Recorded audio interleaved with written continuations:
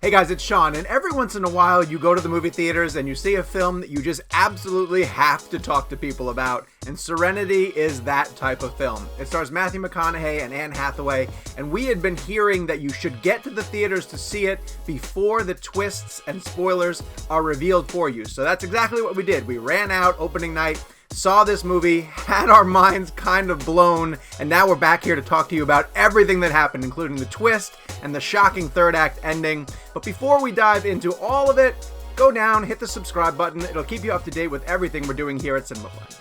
Before we get to the crazy twist in the middle of Serenity, I have to fill in some of the plot details so you all know what we're talking about. The movie essentially stars Matthew McConaughey as this loner guy who's living on this remote island called Plymouth Island. He occasionally goes out, takes people who pay him a lot of money to go on fishing expeditions, but he is obsessed with catching this tuna who he's named Justice. Now, Justice is about the size of Matthew McConaughey's boat, and he is, like I said, Moby Dick obsessed with catching this tuna to the point where he will sacrifice almost everything going on in his life to catch this tuna. His life is sort of disrupted when an old girlfriend played by Anne Hathaway shows up. She knows Matthew McConaughey as a different identity, sort of hints at the fact that he's living this double life, and says that she needs his assistance because she wants to kill her husband. I want you to take him out on your boat and drop him in the ocean for the sharks. Not only do Anne Hathaway and Matthew McConaughey know each other from a previous life, but it turns out that they have a child together. Matthew McConaughey starts asking Anne Hathaway about all these questions about her son, and why are you still raising our son with this abusive husband? We start at this point to see clips of the son. He's not on the island with these two, he's back home. And he's like a prodigy. He's this math genius, he's a computer whiz. Every time we see shots of the kid, he's always playing at his computer, banging away at some type of master program, as Anne Hathaway fights with her abusive husband outside of the kid's childhood bedroom. The abusive husband is played by Jason Clarke in this amazingly over-the-top grotesque role where he just plays this abusive jerk, and you kind of want Matthew McConaughey to take the job and to kill him off. Okay, so at this point you kind of settle into the fact that you think Serenity is going to be a murder mystery thriller where Matthew McConaughey has to sort of weigh the fact of, is he going to accept the offer from Anne Hathaway and kill Jason Clarke because Anne Hathaway is offering him $10 million, and of course he needs tons of money, but he's obsessed with catching this tuna fish. Well, may I come in and talk to you? Right around this part of the movie, Jeremy Strong shows up, and he's playing Reed Miller. He is a salesman who's trying to sell Matthew McConaughey sonar fishing equipment in the dead of night.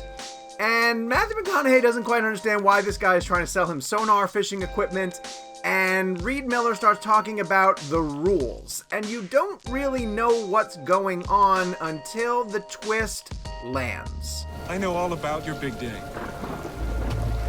And I think you should hear what I have to say.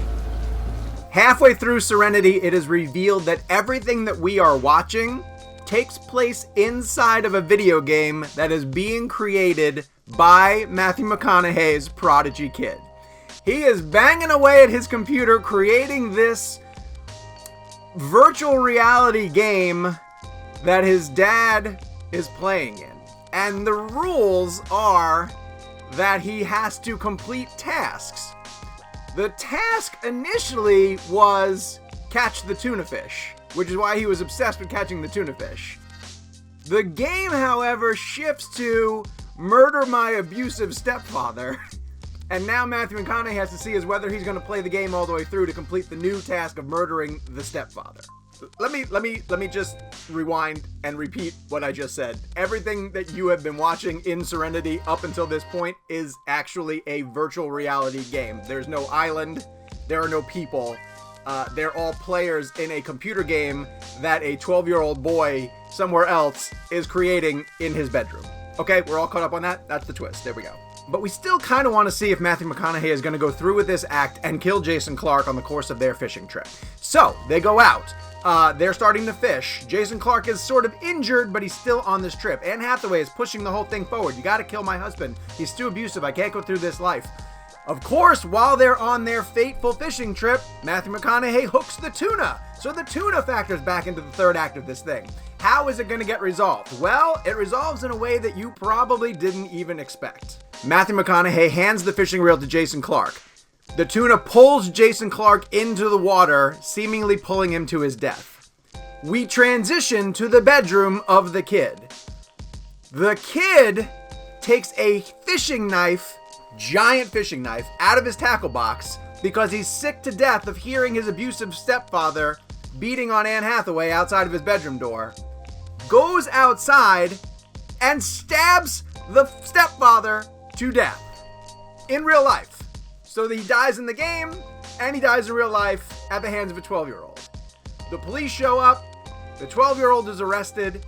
We learn through the course of a newscast that Matthew McConaughey was a real person. At one point, he was the father of this boy, but he was a war veteran and he died in the Iraq War and never came back. And the kid, as a result of dealing with this loss, created a virtual reality where his father is a bum-around fisherman on an island where he has to hunt down tuna until he finally decides it's time to kill my stepfather in virtual reality.